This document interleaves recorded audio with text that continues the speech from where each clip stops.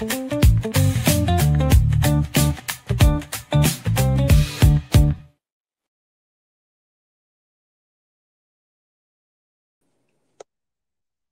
is the Mosley Show, coming to you live from Mosley Studios in Dallas, Texas, the heart of Dallas. Beautiful, leafy Lake Highlands. Great to have Scotty Swingler along. Scotty filling in for Pete today on that show. That was at about 10 a.m. and doing some good work. Good to have Lizzie with us today. Get those allergies checked out, Lizzie. But she's doing some good work, and pleased to have all our sponsors and more on the way. It is a very exciting time to be associated with the Matt Mosley Show. Ascension Providence, of course, that group of doctors, the things they do, the surgical team out there, so talented. And then our presenting sponsor, Central National Bank, CNB. There it is. Central National Bank. Thank you, Brian Fonville. Thank you, Joe. They'll be ready for this Baylor women's season. They are the primary sponsors of Baylor women's basketball, and they are the presenting sponsors of the Mosley Show. And then also, Scotty, shall we not forget, today's Thursday.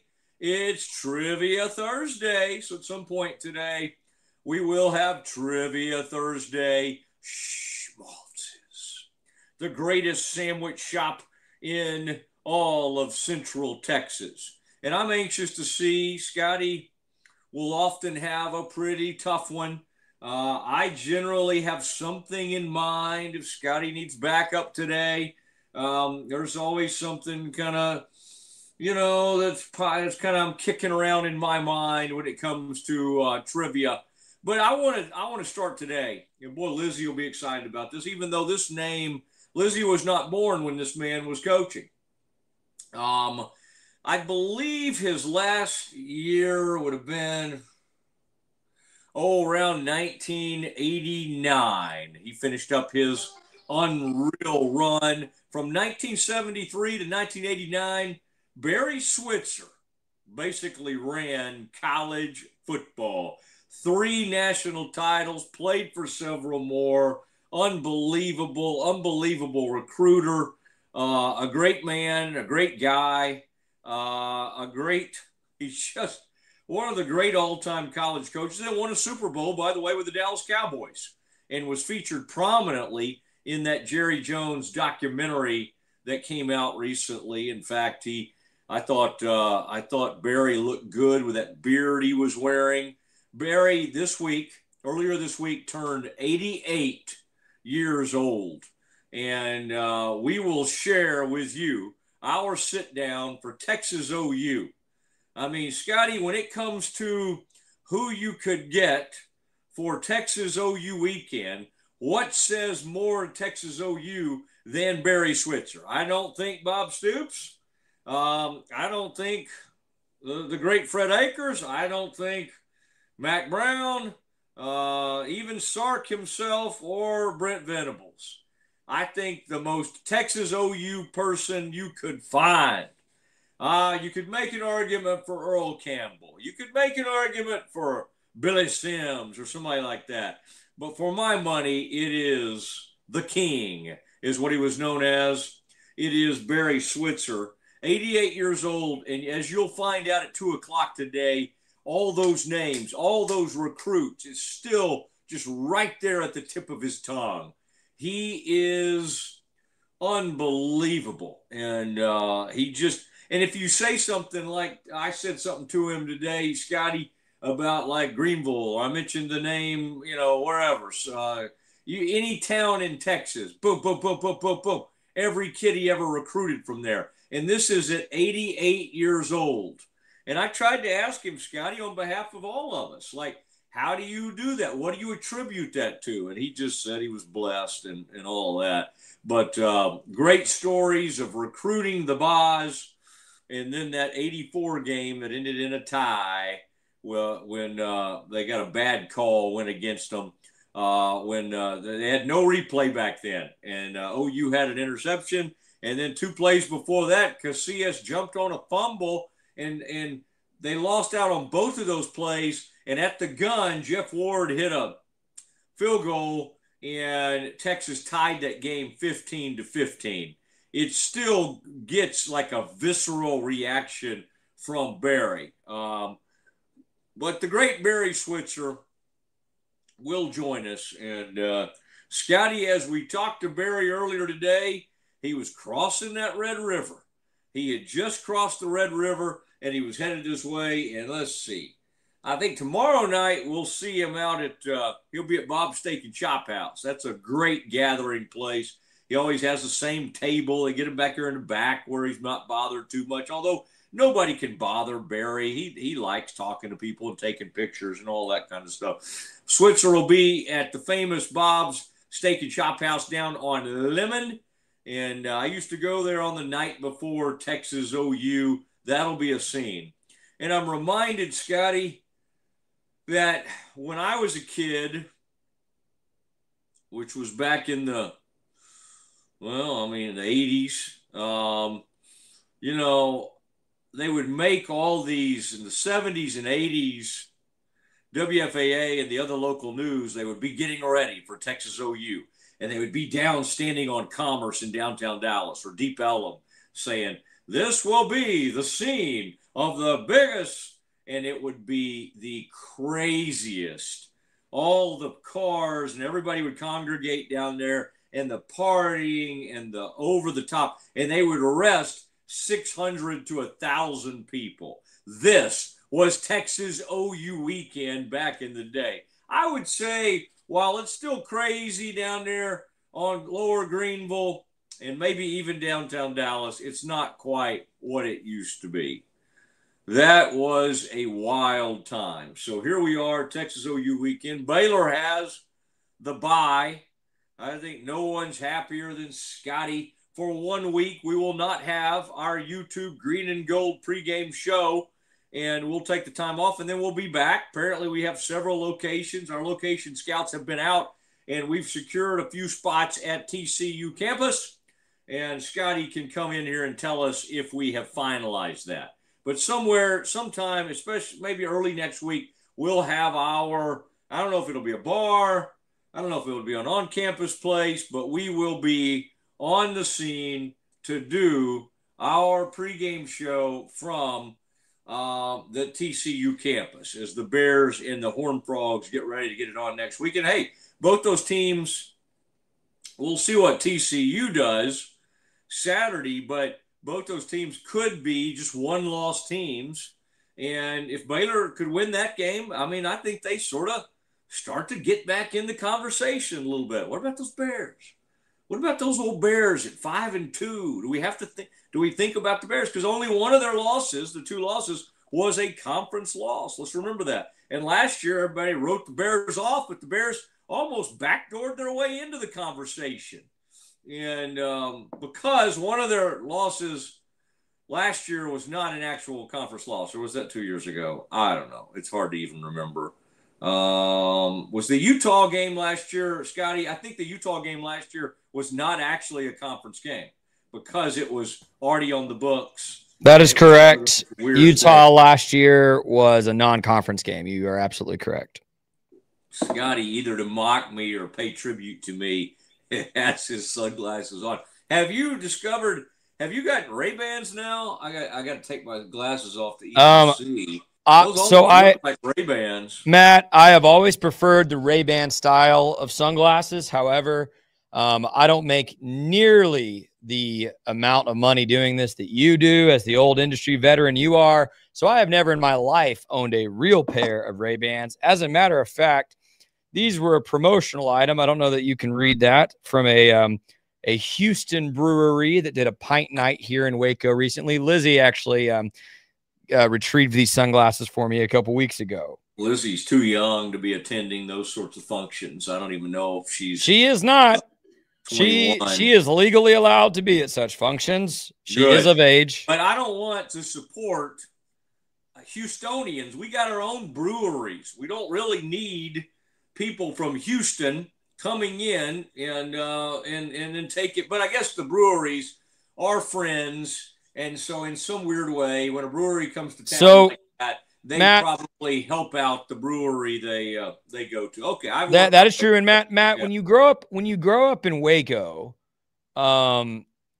you know, I tend to root for Dallas area teams. Yeah, I hope. If I'm going to go spend a weekend in a big city, Dallas is very high on my list. But the bottom line is, if you're a Texas business, be it a brewery, be it a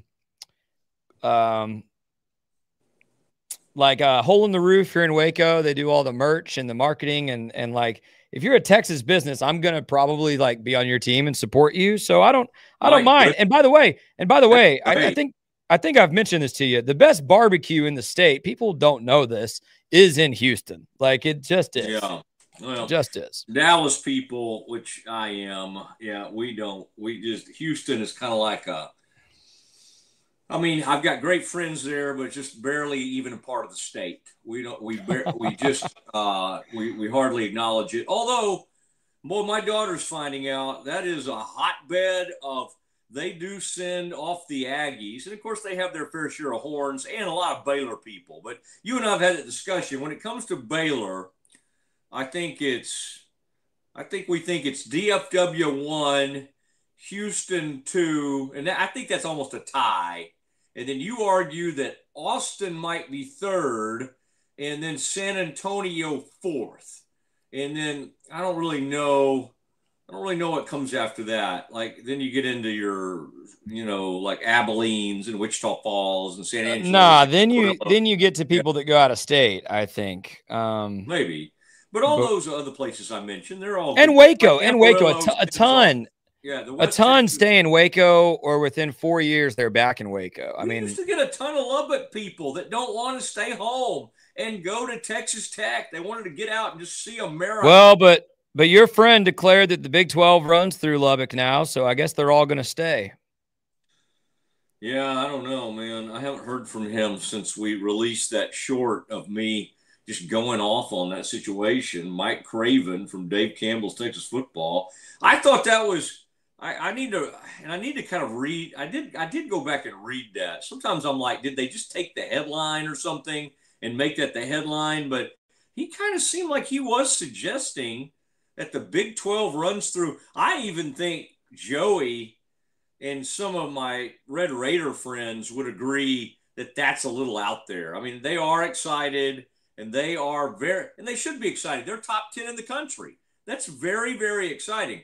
But there's a long way to go. It's like, I don't know who right now is more like kind of out there over their skis, the Aggies or the Red Raiders. They're both out there. I think both of them understand what it is to be disappointed when you get excited and have hot starts and all.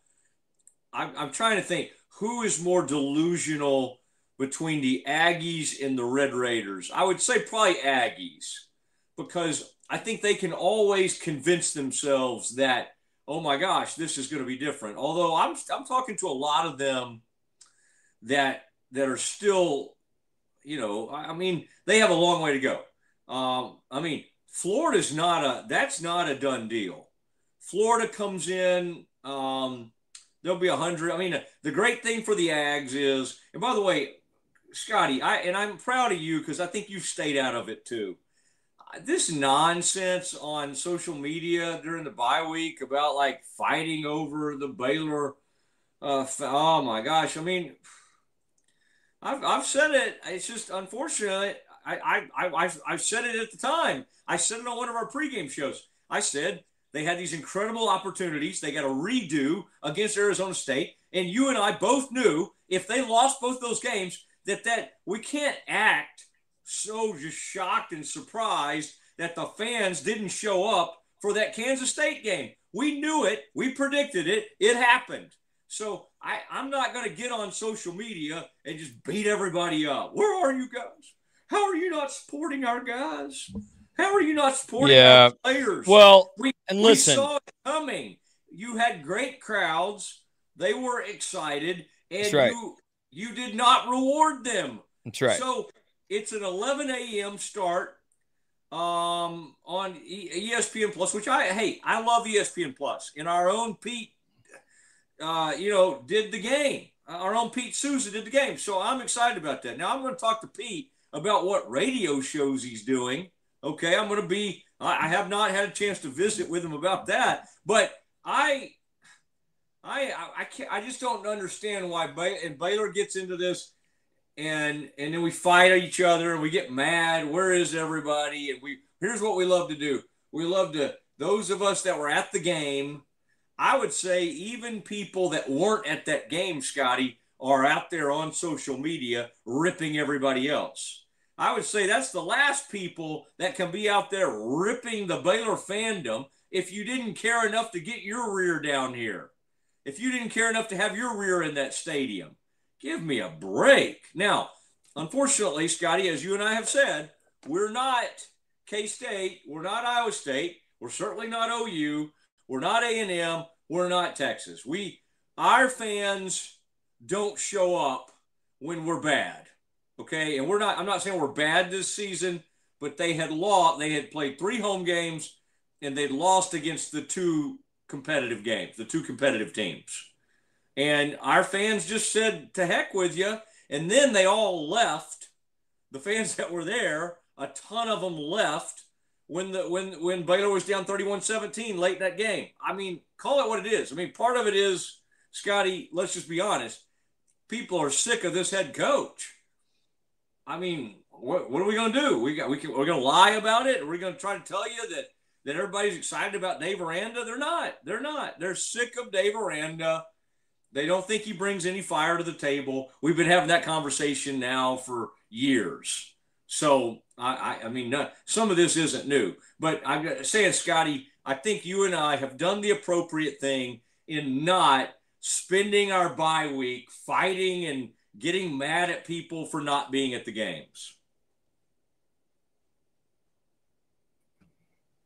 Yep.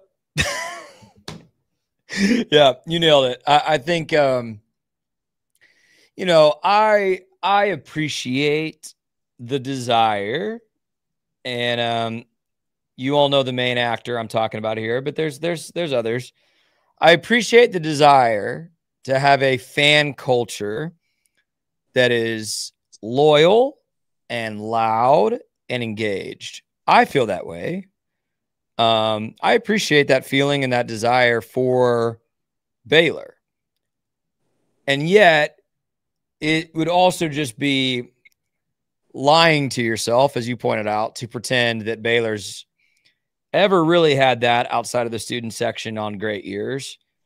And, for better or worse, at least half the people that hold season tickets for Baylor are old Baptist people here in Waco, and they're not going to be as engaged as a guy in his 30s who doesn't mind screaming a whole game. So, people your age are starting to have kids like you just right, did, right. And they have more excuses, and then their kids start playing soccer, and right. It becomes harder and harder to get down there. And so you lose a lot of times the people in their late 20s and 30s for like a decade or more. Yep. I mean, I just had one child, and I don't know how many you'll have, Scotty, but I had one child. And I mean, it was crazy trying to continue, especially when she got into high school and junior high and dance and all the stuff. And of course, I was, especially when I've been working for the past 7 or 8 years in Waco, so I had to be there. But if I didn't, I don't know if I would have been there for all those games. But for years, we didn't miss. But it's hard. I get it. But I don't know if the answer is to shame everybody and to, how dare you not show up and this and that, and to make everybody feel bad. It was a great comeback. It was a great win. And if I would say, Scotty, you know how we talk about like teams in the NFL that are really good at situational football? Baylor has good situational fans. Like if you put them in the right situation, which is, speaking of Houston, okay, guys, we're in the Elite Eight, and we're going to be down here at this football stadium playing in the Elite Eight. that was one of the proudest days of my entire Baylor fandom, because I mean, it was Baylor and Duke. And of the 50,000 people who showed up, or whatever it was, for that basketball game, at least 35 to 40 were Baylor fans. It was awesome. It was incredible. So it can be done. Like, they're capable. The Bears fans are capable of showing up and getting way into it. And you saw it during the Bryles years. You saw it some as rules started to turn things around. But listen, Dave Aranda knows this better than anybody, and he said it before in some of his talks. You've got to show them something. You've got to win to get them there and to get them to stay and all that kind of stuff. So again, part of this is Scotty and I are not. I mean, I just spent probably more time than I meant to. Now we've got Campus Confidential coming up, and then a reminder. Barry Switzer today at 2:00. And Coach Switzer is he's unbelievable. He's just the greatest. And I just don't, when it comes to his memory and the fun stuff, and he's 88, when somebody gets to that age, you just don't know how many more interviews you'll get to do with them. And so these are really special to me, and especially with it being Texas OU week, or some would call it OU Texas. I don't know if you get to do it by who won the last game, which would be Texas OU if you did it that way. All right, the Cowboys I wanted to kind of give you the latest on injury reports as we're getting later into this week, because you start to see more. And then you start to see, like, who's out at practice today. Cowboys, the good news is Tyler Guyton, who's did not play because of concussion protocol, has been back in a limited fashion. Booker, the starting right guard, he's been back. Tyler Smith has been back in a limited fashion. I think these people are all, just so we're clear, like yesterday's injury report, which is the first one of the week, was massive. Like, the guys who did not participate were Donovan Wilson, Kevontae Turpin, Jack Sanborn, CeeDee Lamb, Tyler Booker. The limited was it's too many not to mention. I mean, it's like crazy amount. And then, what scares you there is Trayvon Diggs was limited with the knee. Deron Bland was limited with the shoulder. But I think today you're starting to get some better news. Now, about an hour ago, the defensive coordinator, Matt Eberflus, spoke. And again, this is after, all week, Scotty and I have been talking about, okay, where are they in all this? How much consolation do you take, or how much better do you feel? Because the defense is pretty good against the Jets. Eberflus was asked about this. He said, we took a step. We took a step in the right direction. We got to take another step. Okay. That's fine.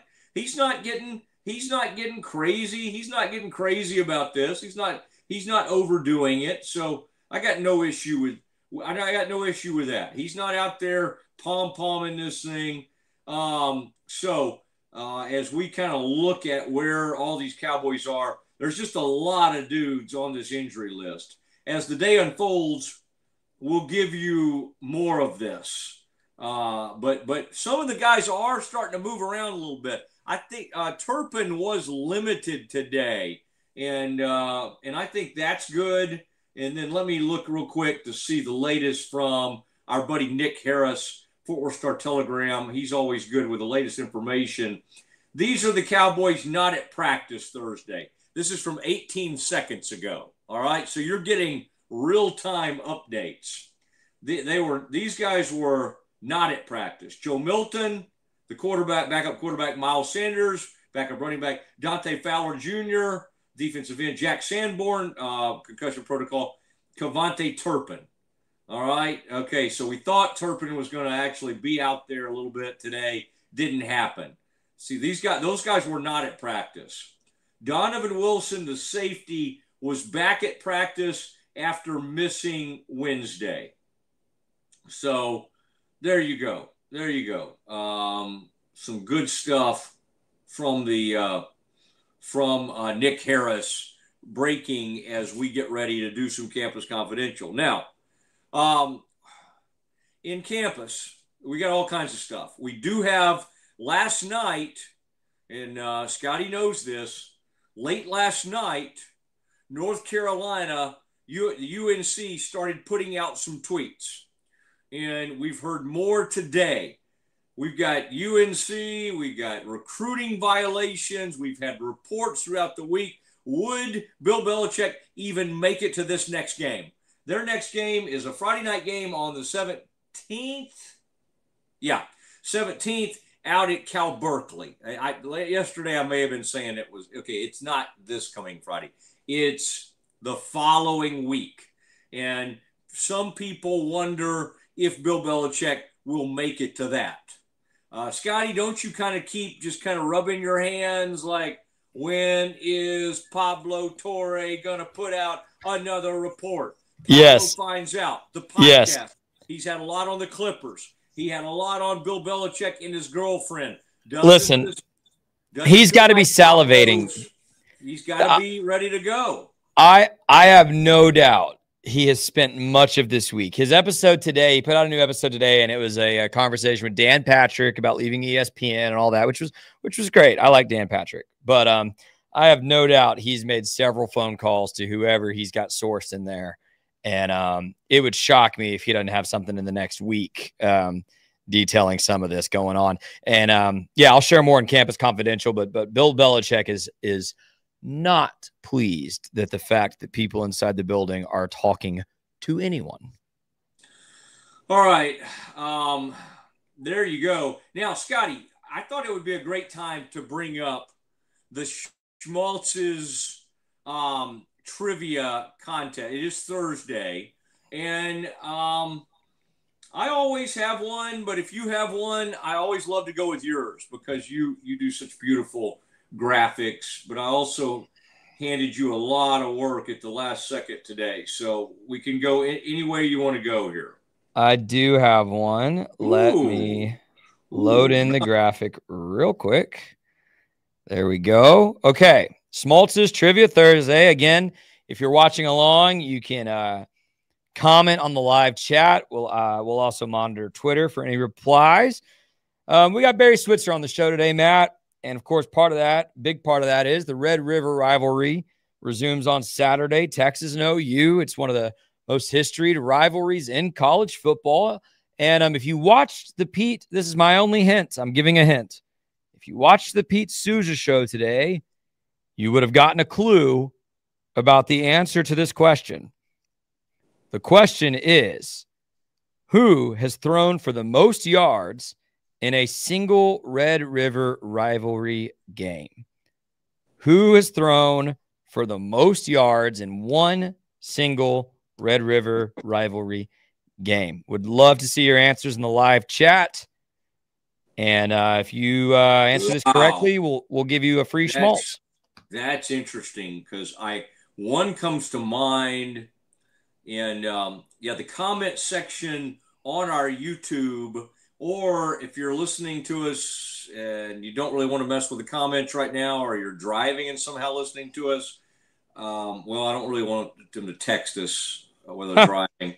I was going to say, hit us up on our Twitter. And here's I'm at Matt Mosley, MattMosley. Go ahead, Scotty. Sorry, and Matt. You said someone comes to mind for you. Yeah.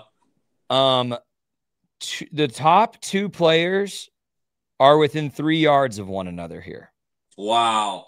So it was actually a very close. Within the past 30 years. You want me to answer that? Yeah.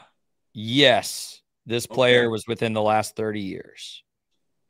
Okay, because I mean we're talking because we're in 2025, so yeah, that goes back to 95 or after, and that rules out some unbelievable names like like the guy who won 4 straight for the Longhorns back in the day. I don't think he was considered one of the greatest Longhorn quarterbacks of all time, but he beat those Sooners 4 straight years. And Well, that and would be, huh?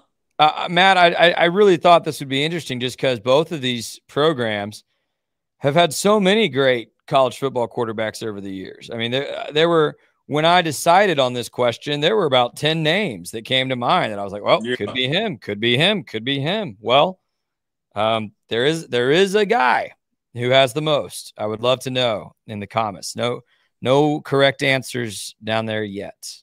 Okay, coming in the comments. The guy I was talking to, Scotty, was Peter Gardere, the great Texas quarterback who 4 straight wins over the Sooners. I think about his great run. I think of all the Heisman OU winners. Now, the Texas Heisman winners, you go back to Earl, then you have Ricky. Remember, Vince didn't get it. Reggie got it. Colt didn't get it either. Nope. All right, Bobby B has submitted the first guess. Colt McCoy. Great guess. It is incorrect. All right. Well, keep them coming on the Mosley show. I just think of those great ones. I'm trying to remember, like if Baker, and I've not looked this up. I'm trying to think of Jason White and Hibble and the coach at Tennessee now, and I'm thinking of Sam Bradford and Jason White, and oh my gosh, so many greats. What's funny is way more OU quarterbacks come to mind than Texas quarterbacks. Matt, we have a correct answer in the comments. Okay. Ooh, I love that you have the graphic ready for it. That is too good. Bobby B. Baker Mayfield, indeed, has the record for the most passing yards in a single Red River rivalry game. In 2016, he threw for 390 against the Texas Longhorns. By the way, Matt, you mentioned it. Sam Bradford, 387 within 3 yards of this. But Baker takes the cake.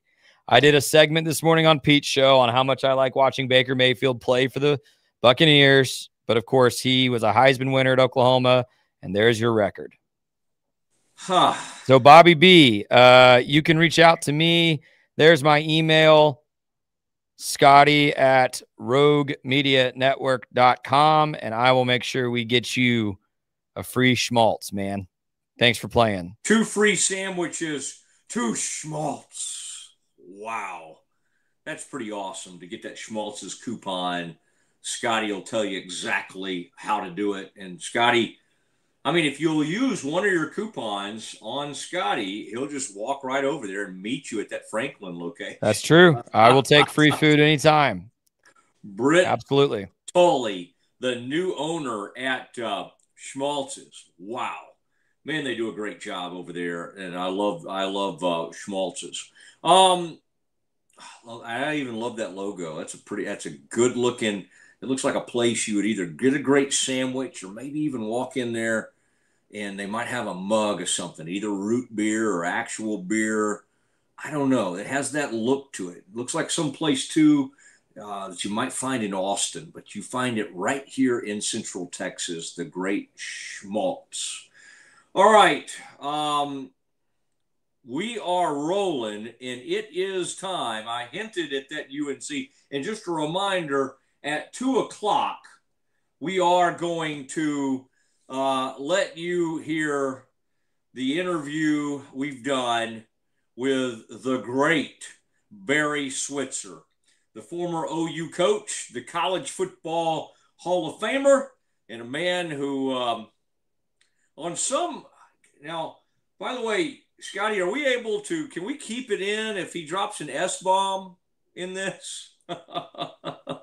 I think we're allowed. I think we're allowed on YouTube. It's YouTube. We're allowed. Okay. All right. Nice. And I mean, there's a chance that Souza occasionally lets some of that Philly slip out of him and maybe uses a word that we would regret. Okay. It is the Mosley Show. We continue on. It is time for Campus Confidential. That is next. If you want the best for your body, you want Ascension Providence, the largest sports and orthopedics group in Central Texas. Using innovative and cutting-edge technology, we're able to understand your body better than ever, delivering treatment with precision. And with our fellowship-trained and board-certified doctors, you'll receive excellent care. Work with a team dedicated to your health, wellness, and safety. So you can perform. At your best. Ascension Providence, caring for Texas families for over 120 years. Drive in the fall at Allen Samuels Dodge Chrysler Jeep Ram in Waco. Huge savings and the best selection in Central Texas. From powerful Ram trucks, Motor Trend's Truck of the Year, to adventure-ready Jeeps and stylish new Dodges, we've got the right ride for you. Upgrading, downsizing, or buying your very first vehicle, Allen Samuels has you covered with friendly service and deals that make driving fun. Don't miss the Drive in the Fall event, only at Allen Samuels. Come by, let's be friends. When Central National Bank decided to partner with Baylor women's basketball, we didn't know exactly what that partnership would look like. What brings you into the bank today? For the last couple of months, I've been noticing a charge on my account, and I would like to block it. I see. So you have a charge? Yes. And you'd like to block it? Yes. I think you should take the charge. What? Yeah, I definitely think you should take the charge. I don't think you understand. Sometimes you just have to take one for the team. Is there a manager available? We love that Coach Colin is all about the team. Once we get the vocabulary down, the sky's the limit. Central National Bank, proud partner of Baylor Athletics and Baylor women's basketball. I have Mac Rhodes, director of Baylor Athletics, on the phone. Mac, can you tell Peggy why she should take the charge? Of course she should take the charge. Wait, are you at the bank again? And who is Peggy?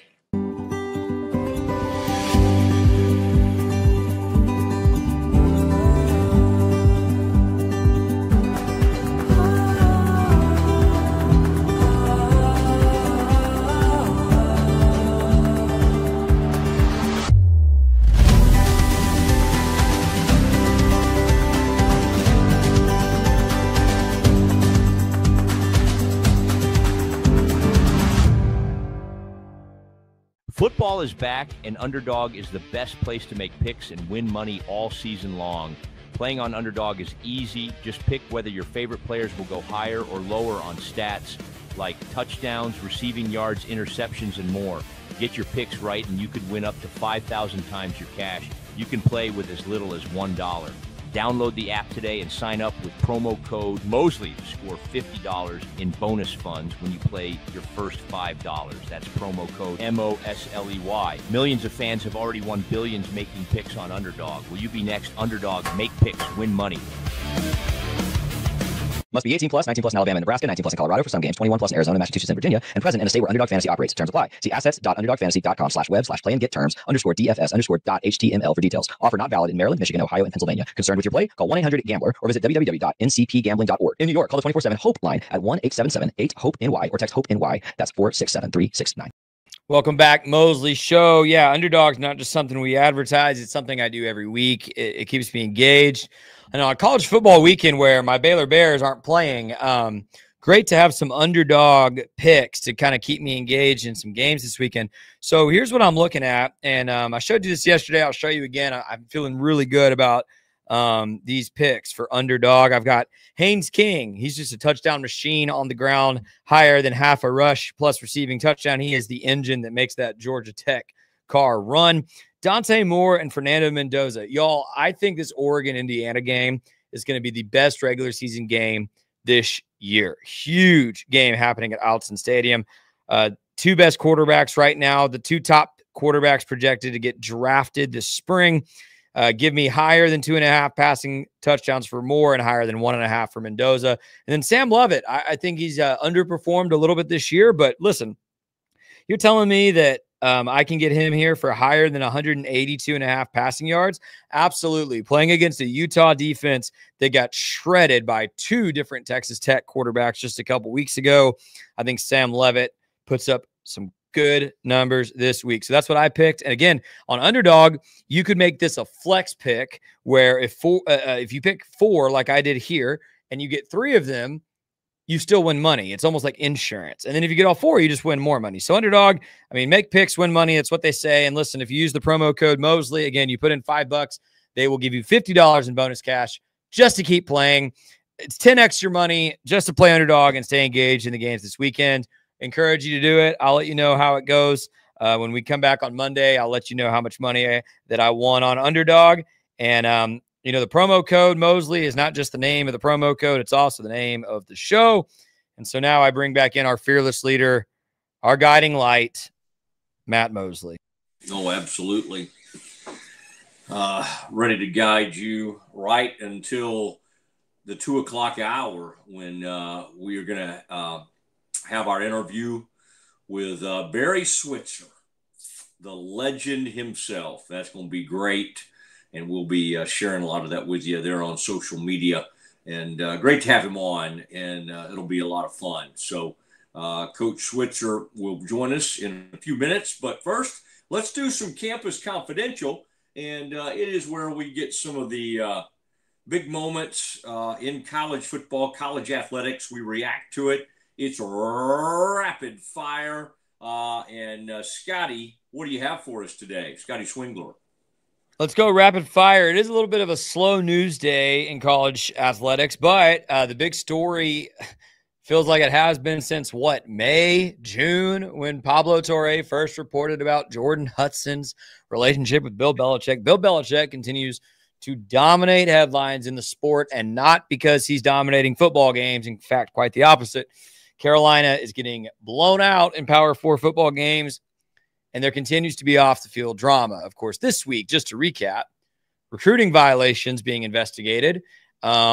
Then late yesterday, I think during the Mosley show, actually, there was the report that came out that UNC was actively looking for a way out. They were looking for a quick exit, ready to find I think what I read yesterday, Matt, was a soft landing spot for Bill Belichick so that they could kind of peaceably separate. And then late yesterday evening, the official athletic department account of North Carolina put out a dual statement, one from the athletic department, one from Belichick. Athletic director Bubba Cunningham wrote, Coach Belichick has the full support of the Department of Athletics and University. And Bill Belichick had a statement there that said, I am fully committed to UNC football and the program we're building there. Definitely not something I think you put out unless there are issues. And then just to pile on, Matt, today, a report here from the New York Post that Belichick is furious about these leaks that keep coming out of his program, and he's desperately trying to find the source of these leaks, which, of course, the New York Post, and by the way, if the New York Post says this, you know that more established outlets would say this. There are several points of leak within that department. And in addition, just thought that, to add insult to injury, on Get Up this morning, Paul Feinbaum says that those statements were bogus, and he said Bill Belichick would be wise to walk out before the humiliation gets worse. Matt, I just do not see a scenario. I cannot foresee it where this turns itself around. No. Well, and then the question will become, if he does make it to the finish line this season, if he tries to come back and make this right next year, and maybe there's part of him that wants that opportunity, but I think North Carolina would like all this to go away. Now, if you're wondering why you're seeing things, and I've kind of joked about this myself, Bubba Cunningham, the athletic director at North Carolina, is kind of getting a kick out of all this because, and you're like, wait, why? Well, he didn't want this to happen. He didn't want Belichick in the first place. This was donor driven. this was a few donors ponied up big money, and they thought this would give them a lot of attention and this would make them relevant. Well, it did, but be careful what kind of relevance you want. It made them relevant, and now it's made them the butt of every joke. And so I think Belichick, if he could find a way to just walk out of there before that game at Berkeley, he would do it. This thing has become very, very embarrassing to him and his family, and there's a lot of self-inflicted wounds. And the main thing is this: it was just dumb in the first place. Why would you, if you're the greatest NFL coach of all time, like, what part of you thought that you could go and function? Like, why did you think it was a good idea to go to UNC? One reason, just a money grab. But the whole time he was with the Patriots, he was making upwards of like 17 to 21, not the whole time, but in the latter stages, 17 to 21 million dollars a year to be with them. That's even more than Tony Romo and Tom Brady are making to be broadcasters now.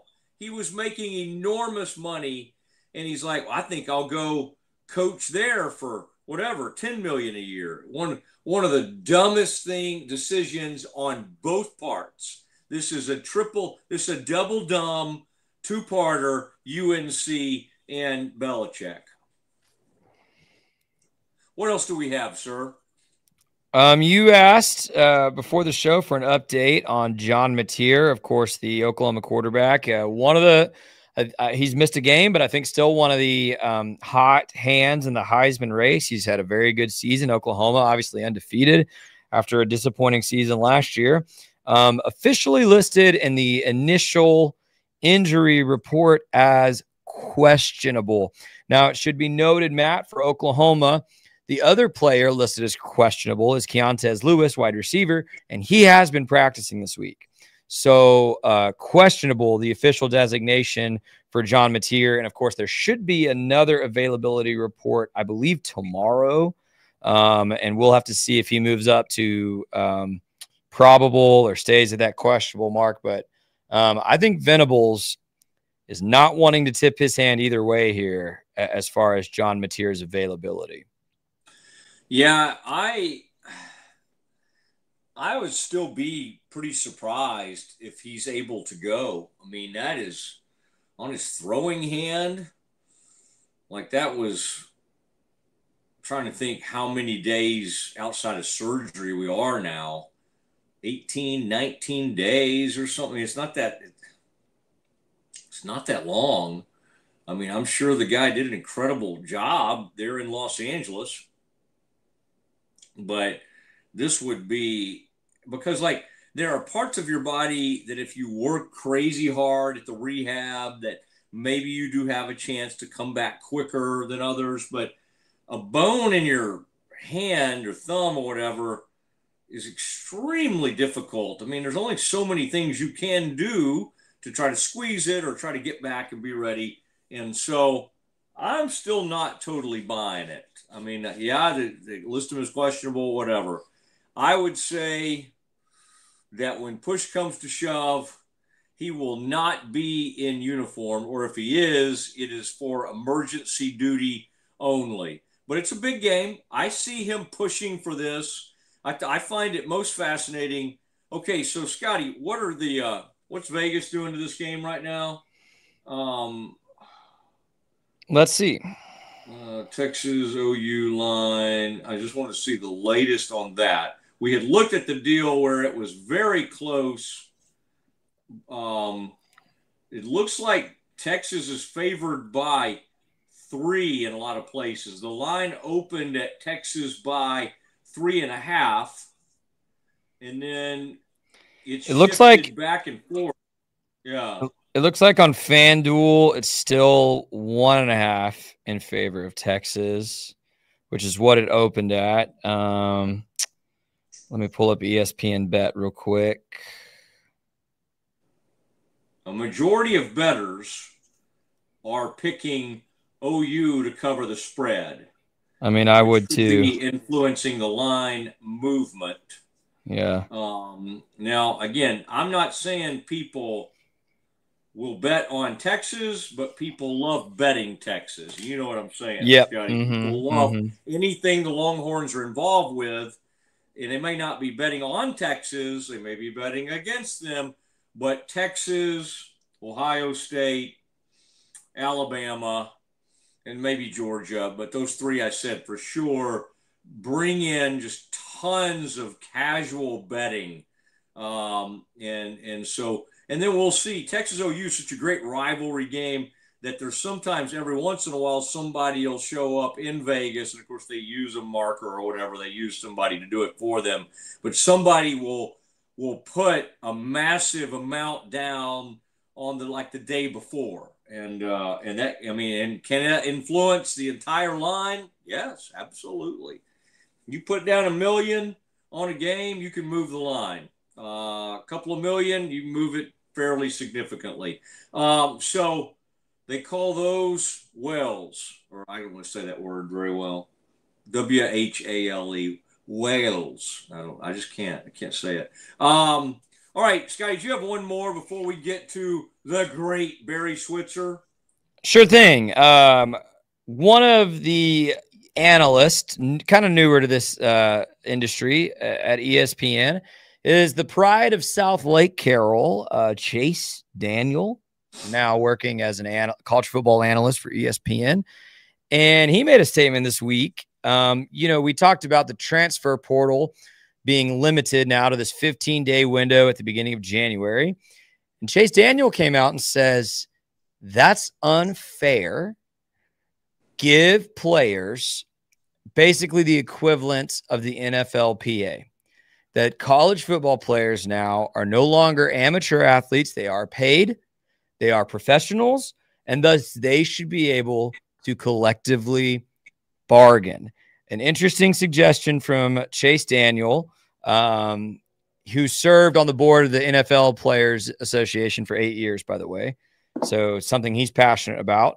I do think it's interesting. He pointed out, Matt, that at least with the old rules, a player could tell a coach during that spring camp, hey, this is how much I need to make, and I'm going to transfer if I can't play or if I can't make it. And you've kind of kneecapped their ability to do that. I know everybody's got different feelings about the way that college athletes are being compensated now. And the truth is this system's going to keep fluctuating and changing till they eventually just, make it almost a semi-professional thing. But what do you think about Chase Daniel saying they need a players association and they need to collectively bargain? It'll eventually happen. And it's kind of surprising. I think it's been so chaotic that somebody hasn't tried to grab all of them and get them to do it yet. And by the way, this is not something you might think that all of college football coaches and ADs and everybody would oppose this.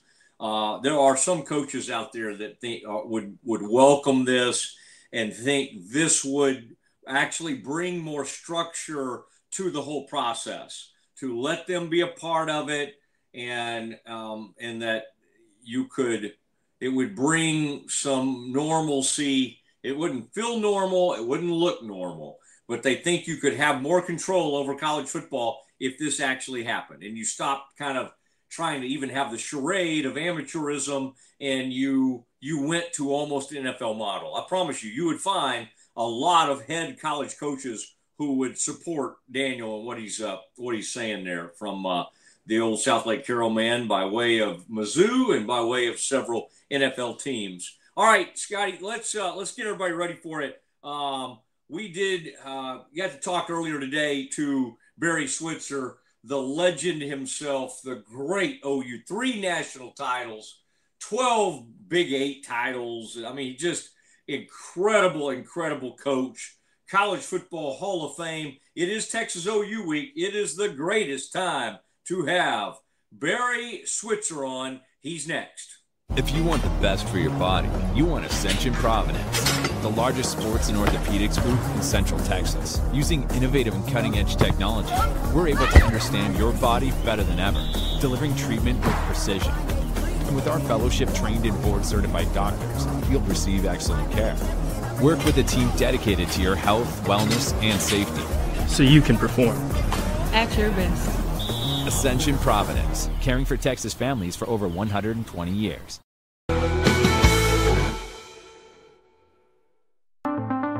Transform your workspace with Hanomi Ergonomics. From adjustable chairs to standing desks, we provide solutions for comfort and productivity, whether at home or in the office. Improve your posture, reduce strain, and work smarter. Visit us at hanomi.co today. That's HINOMI.co today.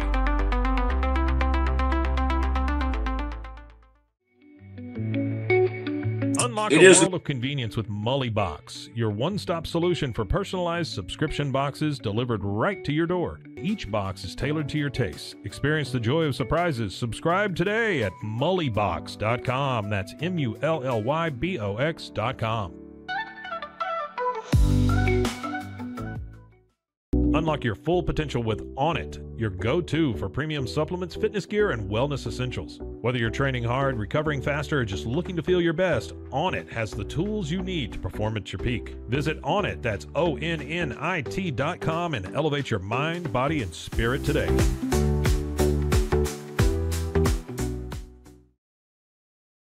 At Rolls Rolla, we don't just sell wallpaper, we create cohesive, cozy spaces. Our deep understanding of design means every pattern, color, and texture is carefully chosen to complement your home. Plus, we use advanced technology and water-based inks for vibrant, eco-friendly prints, ensuring a healthier environment. Visit rollsrolla.com to transform your space today. That's ROLLSROLLA.com today.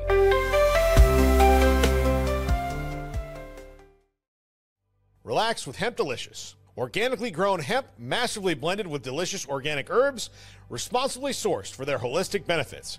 Each sip offers calming, antioxidant-rich wellness. Brewed just for you. Sip the calm with Hemp Delicious. Find your blend at hempdelicious.com. At Tusain's, we understand that maintaining a healthy lifestyle can be challenging, especially in today's fast-paced world. That's why our mission is to make fitness accessible to everyone, anywhere. Committed to excellence, we adopt a user-centric approach guided by ergonomics and medical science. With a team of seasoned professionals in R&D, design, and manufacturing, we prioritize quality across our entire product line. Visit Tusains.com today and start your journey to better health. That's TOUSAINS.com. Ready to bring your vision to life? At Small Rig, every idea, design, and product is inspired by you, the creator. With our industry-first under co-design mode and the Dream Rig free customization project, we unite with global creators to turn big dreams into reality. Whether it's a cage rig or mount, Small Rig's versatile gear is built to elevate your craft. Small Rig, where your creativity meets our innovation. Go to smallrig.com. Calling all Marvel fans, get Marvel Unlimited and unlock over 30,000 comics featuring your favorite heroes and iconic stories, all available to read anytime, anywhere. Whether you're into classic tales or the latest adventures, there's something for everyone. Don't miss out. Head to marvel.com/unlimited today and start your Marvel journey now. At Angel Bliss, we believe every parent's journey is a beautiful adventure. Our mission is to make it joyful and stress-free with thoughtful, safe, and innovative products. Born from a love for family, we promise peace of mind for parents and comfort for babies. From playtime to bedtime, every Angel Bliss product is designed with care, reliability, and a style to nurture the special bond between parent and child. Angel Bliss, creating happy memories, one baby at a time. Visit us at angelbliss.us. Angel Bliss.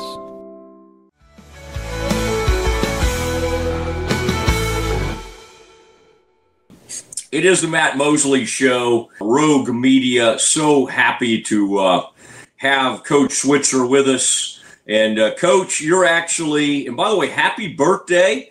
Coach Switzer, Barry Switzer's joining us. He just turned 88, and he's making his way across the Red River as we speak to be in position. I just crossed it. Oh, okay. I just crossed the Red River. I'm in Texas now.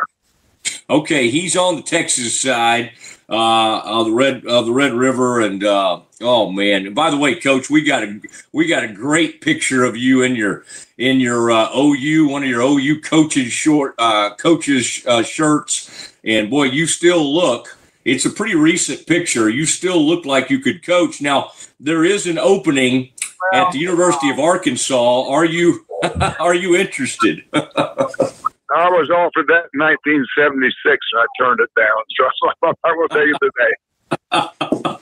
Boy, when Frank retired, they offered me the job. Wow. I always wondered about that. So there you are. You have beaten Darrell Royal so much that Darrell retires after the 76 season, and you guys are on a roll. You've won 2 national titles at that point. And so I wondered if Frank Broyles ever came calling. Did you give it serious thought, or did you just feel like at that point? No, he called me. He called me. He said he's going to wait 2 days and then call me back. He didn't want to take a no on that day. I'm not going to take a no for 2 days now. And that's when he hired Lou Holtz. Lou Holtz got the job, but they gave you 2 days to before you would. I had 2 days to make a decision. Frank didn't want to take a no, so he gave me 2 days to wait on it again. And he came back to me. I said, Chuck, Jack, I said, hey, Coach, I recruited so great in Texas. I signed 13 of the 19 players on the blue chip list down there. And I got Billy Sims, Kenny Keys, the number 2 running backs in the state of Texas. They both had 8 votes on the blue chip list. I signed Greg Roberts, who became the Outland Award winner. I signed Daryl Hunt out of Loco. That's a premium linebacker. I signed the Tabor twins out at Spring Branch. I just raped the state of Texas. Bud Hebert out of Beaumont, Texas. I just signed Thomas Lott out of San Antonio. I mean, one after another. Victor Hicks out of Lubbock, Texas, tight end. I just signed so many good players that all of them started 3 and 4 years for me at Oklahoma. So and then on top of that, I can throw 3 more on there from other states. Reggie Mathis from Chattanooga, Tennessee. Reggie Kinlaw played 12 years for the Raiders. Reggie played for the Saints for about 6 or 7 years. And how about no one wanted him, George Cumbie, a first-round draft pick, 2-time All-American, and twice the Big 8 Conference Defensive Player of the Year in the Big 8 Conference. Out of Tyler, Texas, no one won over the T.K. Gorman High School, or P.K. Gorman, I can't remember what it was, a private school. And we went over there and checked that kid out, and I said, God, he's better than any player around here. And we took him, and he didn't think he could play at Oklahoma. He was going to go to Henderson County Junior College. I beat Henderson County Junior College for him. So he ended up being the best player to come out of Texas that year. Yeah, I think people, it's kind of remarkable, Coach, that you still have this photographic memory. I mean, again, I hope you had a real happy 88th birthday. A lot of people are out there on social media celebrating you. What do you attribute to having a lot of people your age are not nearly as sharp and focused as you are? Is that just staying engaged? Is that clean living? What is that? I don't know. I've been gifted. I'm so thankful for it, because anyone else my age, anyone else 88 is dead or got dementia. And I am so fortunate to have, I'm not dead and don't have dementia. I'm 88 years old. No, I remember everything. I remember every play because I lived it and I was there. I can repeat. And, I'd struggle sometimes for some things, but there are things that haven't been asked of me for a long time, but I remember the present. And I do remember a lot of things a long time ago, and especially it has to do with football and my past in this profession and people around me and all. I can bring them all up, but no, I'm fortunate and I'm glad I can, and I'm damn thankful. I hope I continue to do it. And by the way, a lot of people send their greetings. One of the guys that friend of our network, Dr. Jerry Ransom, who the mayor of Greenville, Texas, right. He sends his regards, right. and you got a lot of fans. Yeah. And Greenville, Texas. I got a couple of good ones out there. Mike Thomas. He didn't stay with me, but he ended up being the top draft choice in NFL Rookie of the Year, I think, and all that. And I got Richard Murray, defensive tackle, was a hell of a player for me out of Greenville. Yeah, so Greenville was good to me. Yeah. With Texas OU happening, it brings back so many great memories over the years. It's always interesting to me that people, just sort of assume that throughout this whole period of time that you were always the head coach at OU, but you came up obviously as the offensive coordinator there when you had to convince Chuck Fairbanks to go to the Wishbone. And I've read this about you in right around 1971. I wanted to go to the Wishbone in the spring after the season's over in '69. Steve Owens was a Heisman Trophy winner. We ran the high formation. He won the Heisman. He was a senior, and I told Chuck, we need to change our offense now. We've got some speed backs, and I think we got a quarterback. Milton can run this damn football option game. It'd be perfect for him. And we need to go to the Wishbone and do what Texas do and have a track meet every Saturday. All they're doing is running up and down the field for 400 or 500 yards. And I said, hell, we got better athletes than they got. We got more speed. Hell, we were recruiting the black athletes. I was doing the right thing before anybody else was. I was recruiting the best players in the country. I didn't give a damn who you were. I was playing a black quarterback in 1972 in the Southwest Conference at SEC. Weren't recruiting black players. So I had such a lead on these guys, and the black community knew that. They recognized it in the 70s. And all those kids, they were part of my family, and I took care of them, and they all knew that. And I'm not saying I took care of them and giving them money. I was winning championships up here and contended for national championships. So they knew that they had a chance to be successful here. So they came here for those reasons, and I was very fortunate to be able to have great success in Texas. And that was a difference. That's why I was so successful with me recruiting great players in Texas. What was your version of the Wishbone? Because Emory Ballard obviously had been on the Texas staff. Then he takes that with him to Texas A&M. What you ran it, you tweaked it, and I think kind of did it your own way. What did you learn it directly from him, or how?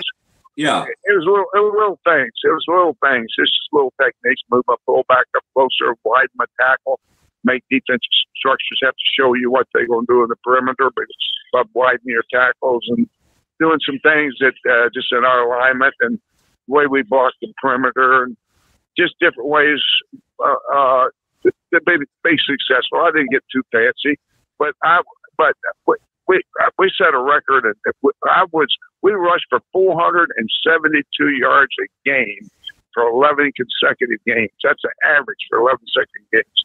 We had several 700-yard game rush. It was a track meet. I mean, I played Missouri one day. They came down here with a new coaching staff out of the post, Woody Woodhouse or something. What was his name from Missouri? Woody.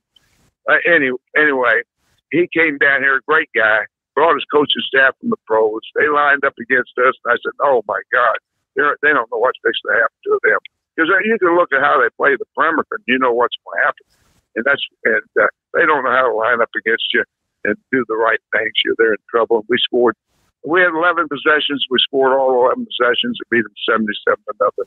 And it's just because they had no idea what was going to happen to them.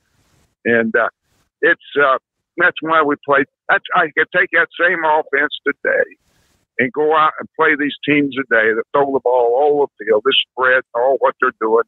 And you know what's going to happen? They're going to have about 6 players on that defense sitting their ass on the bench. And you know what? They're going to have to put about 6 other players out to play against us. We're just going to have players that are physical, want to tackle, come up, take all blocks. And I don't think these other guys are starting for them. All they're out there is do play coverage and pass defense, because that's what the game is today. And Willies and Sam's, the outside linebackers, that's what they're out doing. They're space players too. So it'd be a different thing. I'd have track meet against these guys today if I got the players I wanted, and I think I could. I could get to all the great little option quarterbacks. No one's recruiting those guys. I could get as much of those guys. I get speed backs. There's a lot of backs out there to run, and so it's and I get to reject offensive linemen because everybody wants the big guys in pass block. I don't want those guys. I want the 6'4", 290s that come off the ball, 4-point stance, and are quicker than hell and block. Those are the guys that are being rejected. Those are the guys I wanted and played with. So I would get who I wanted offensively, and put all my money on defense. You know, there's so many great recruiting stories, and I want to talk Texas OU though. But a part of the Texas OU lore is the Boz, and your relationship with the Boz starts when he's at Irving MacArthur. By the way, I used to see the Boz's dad back in the day. I'd go to high school practices, and I would see, was it Foster? I'd see him around for years. I would run into some folks. But now the Boz, you went into Irving MacArthur High School, and as I remember it, you showed up one day wearing a mink coat. Do you remember that story? It wasn't mink. It was a beaver. It was a beaver fur coat, and they always embellish things, and they want to. It wasn't mink. I did have a long mink coat that I wore at the Heisman Trophy when Billy Sims got the Heisman, but I was when I went into the bars in the cafeteria, I was wearing a fur coat. I mean, a fur coat that was beaver. And it's damn nice looking. I still got it today, and it never gets cold enough for me to wear it. I bet that guy. And I got a coyote too. I got a full length coyote coat, so it's pretty neat. What are you guys laughing about? You got one. You'd like it if you had it. I would have the coyote coat for sure. Was the Boz? Was he sold on you pretty quickly, or did you have to fight? Yeah, I think I did a great. Well, he had some family in Oklahoma, and he came on a trip, and we put it on him, and he loved it. He liked us right away, and we got him. And of course, he was a great football player. All you got to do is go look at film of him, and when he's in college, God Almighty, was he a player? He destroyed Texas one day. He was in their backfield more than the fullback was. he was back on top of them and destroying everything there at the Cotton Bowl. But he was a truly great player and competitor. One of your friends Stacy Landers was reminding me of something that happened in '76. And it said that, boy, you won some big, I'm sure you lost a couple too, but y'all were you and the University of Texas were fighting it out over some players back in the day, right? And I think somehow you ended up hanging out in a pool hall in Clarendon, Texas. Now, that would have been West Texas out there on the, I think that's where Clarendon is. Kenny King. I was at Kenny King when he was the number one player in the state of Bill Sims. They were the number one backs. I got them both, but Kenny King was a top back. A&M really wanted him. They were there, the ones that I was worried about more than anyone. But I put him in a motel, and there was one of those motels, old cheap motels, him and his girlfriend in a room, and I got the room right beside him. And it's one of those motels that the damn door opened out. It didn't open in. And I took my car and drove my car up and put it right against the door where they couldn't come out. Now, they had a window. If it got on fire, they could knock the window out and got out of the thing in front of it.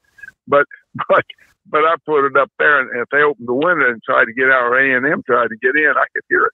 So I was right next door to them, and next morning, I got out there before they got up and backed my car away from their door. But anyway, I signed them at 8 o'clock that morning, and I was worried about Billy Sims and Kenny committing to me, both. And one of them asked me this back when the head coach could sign players at 8 o'clock in the morning. And I was worried about Kenny asking me first, and damn, he did. And Billy then said he's coming and all, and wanted me to come sign him and signing date. And I said, the same day, the national signing date was the same day. And I said, Billy, I got a great idea. I said, this is something I think you're really going to like. I think this will give you the more publicity than you ever thought you could get. Let everybody else sign, and you don't sign. I want you to hide out with your daddy down in Houston for 2 days. And what's going to happen when the smoke clears, everybody's going to look around and say, where'd Billy go? Where'd Billy go? And that next thing you know, they're going, where is Billy? They start looking for you, and all of a sudden you show up in Hooks, Texas, and stadium, and I'll have the stadium full, and all the press and media there and give you all the attention. So you'll get all the press in. And old Billy smiled and looked at me and said, Coach, that's a hell of an idea. I said, good, I'm glad you like it. Let's do it. So I signed all these other great players that year I was signing in Texas. Then I knew I had Billy hit out, and I was talking to him on the phone often. And sure enough, he comes to Hooks on 2 days after signing date, signs for the University of Oklahoma. Heisman Trophy winner. Yeah. Great player. First player taken in the draft. Yeah, between he and Little Joe and, I mean, the entire. Oh, my God. I had so many great backs. Yeah, I had Elvis Peacock first. All the guys. David Overstreet, first round. Elvis Peacock, first round. He was named after Elvis Presley. Yeah.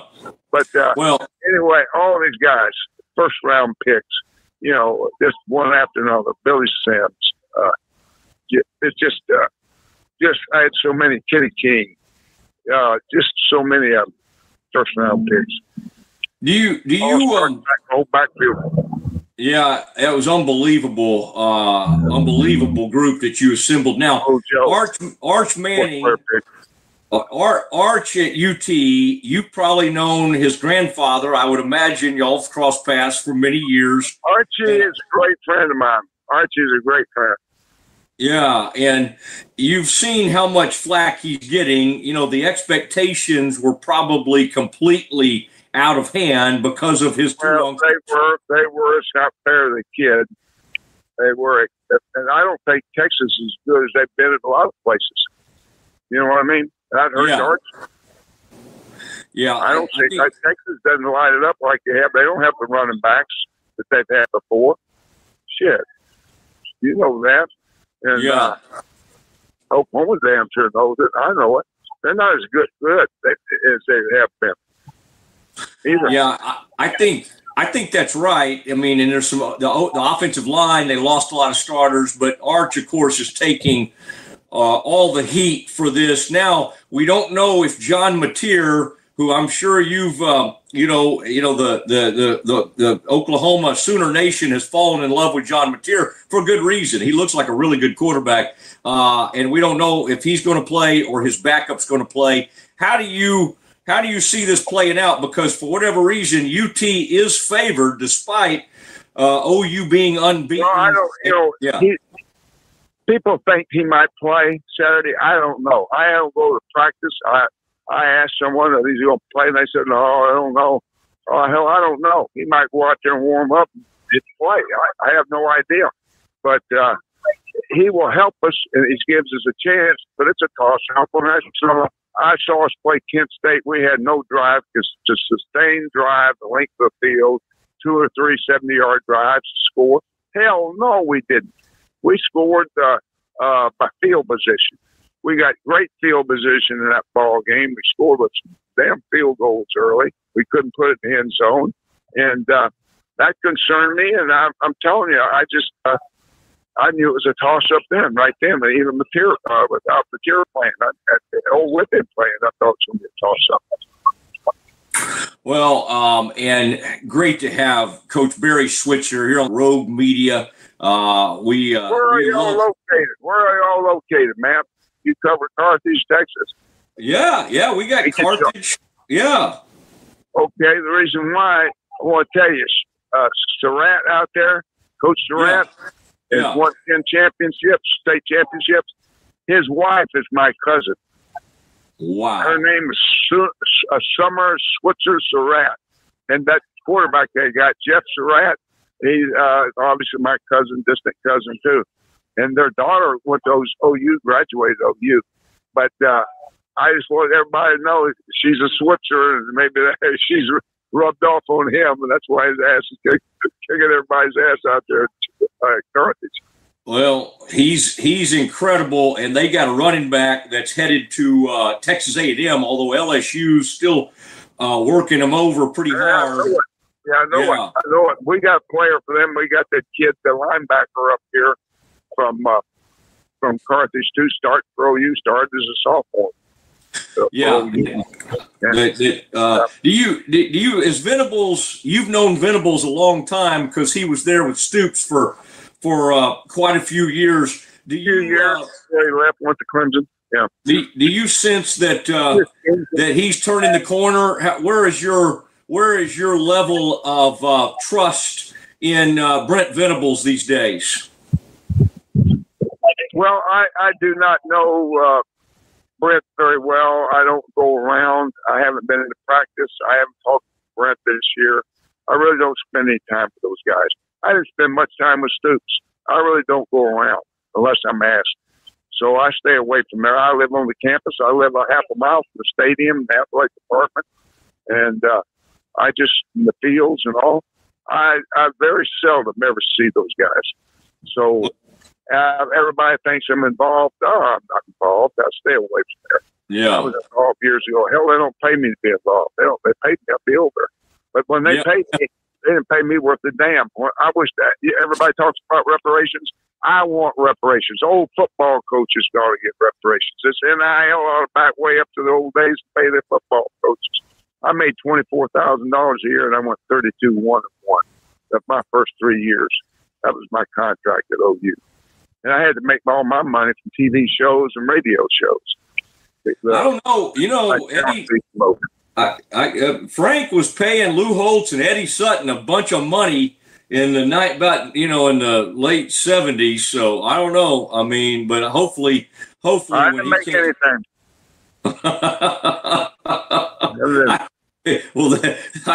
I think you've done really well for yourself. But by the way, in the Texas OU, that first game as head coach, you beat them 51-13, and then you obviously Darryl retired after the 76 season. So I don't think he ever, as far as when you became a head coach, he never got one on you. And so no, I never lost to Darryl. No.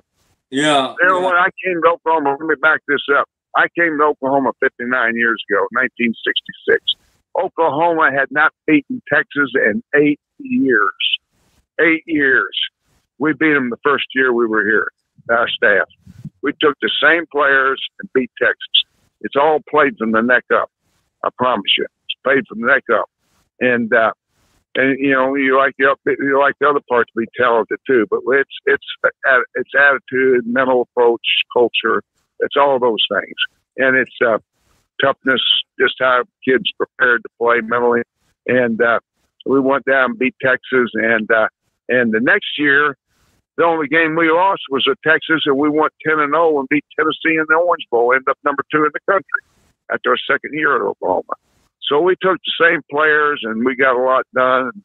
And then in the 70s, we had a Heisman Trophy winner in the 60s. And in the 70s, if Chuck had let me go into the Wishbone in 1970, I promise you we would have been as good in the 70s we were at 71. Because in 71, we played in Nebraska in the game of the century, both undefeated, ranked 1 and 2 in Norman, Oklahoma. And we would have been special in 70 as we were in 71. What they were trying to fire Chuck. I remember those I remember reading about those bumper stickers. Yeah, you got these bumper stickers and would say Chuck. And then when I saw that, I got patting on Barry.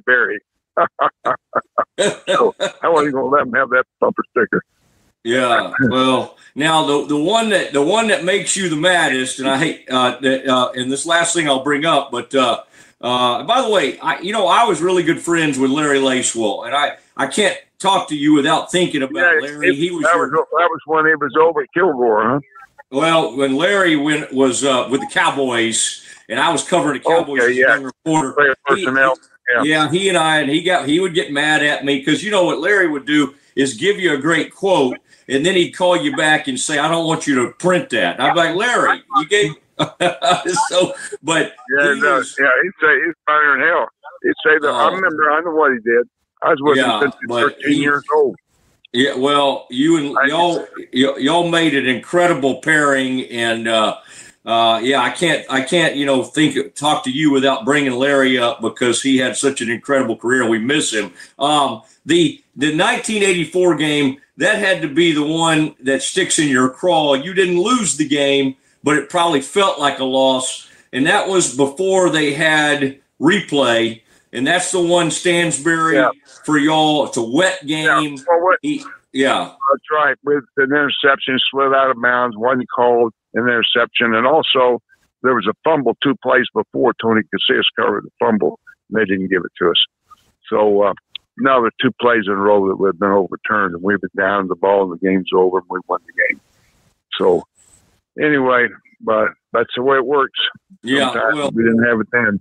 Then we dropped in 1976. We didn't get Uwe von Schaumann, my field goal kicker, never missed an extra point, and he didn't get to kick it because the snap was fumbled and dropped on the ground. And Uwe didn't get to kick an extra point. He never missed his career. Wow. So, anyway. Well, he played in Miami 7 years. Well, listen, this is fun. And by the way, I love that when you had Mac, who was your, people don't always remember, Mac was your offensive coordinator many moons ago, Mac Brown, before he started, became a head coach at other places. But I love that what you told him about Troy Aikman sending you a message after the big recent. You were great in that documentary, by the way. I love. Well, thank you. Thank you. But the way it sounded like that you and Troy, and you recruited Troy to Oklahoma in the 80s. Right. Everybody knows that. But that because of something. That y'all had a falling out, and it seems like we didn't have a falling out. He wanted me. No, it wasn't a falling out. Troy wanted me to coach like Jimmy. Hey, everybody coaches different. I don't coach like Lou Holtz. Coach like Switzer. I had Jimmy Johnson 4 years with me in Oklahoma. I'm not going to coach like him. I coach with a positive attitude. I reinforcement. I didn't yell and scream at kids and holler at kids. I will run your ass off. I didn't do that. That don't motivate kids. You pat them on the ass and tell them they did a good job. When they don't do a good job, you pull them aside and give them constructive criticism. Mm-hmm. That's the way I've always coached the game, from a positive point. I'd rather have a coach. When coaches told me, Switzer, boy, it's a hell of a play, the hell job. You think I don't bust my ass the next play? I bust my ass. And if you did poorly, you tell them after practice. You don't ever eat their ass. You don't ever eat their ass after halftime, and you don't ever eat their ass out on the football field. Okay? Well, most of it's for show. Most of it's for being on show. Yeah. You got cameras around, so you show them doing them. What did Troy say that in that message, though? I thought that was really neat. All the neat things. It brings back a lot of emotions. I don't want to talk about it, but I said I love the coach. That's neat. That's great. I think people will love to hear that. That Troy, sometimes things make you think back over the years. He told me that before. Troy and I got a great relationship. Yeah. We're digging up old times, old emotions. Kids say things on the sidelines of games they really don't mean. Shit.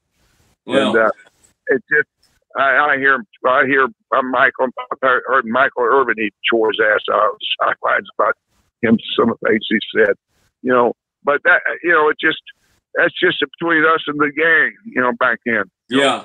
Well, I thought that they tried to make y'all all look like Western people, and you were the only one that looked like there was something about your face in that documentary. You looked like you had a true cowboy look to you.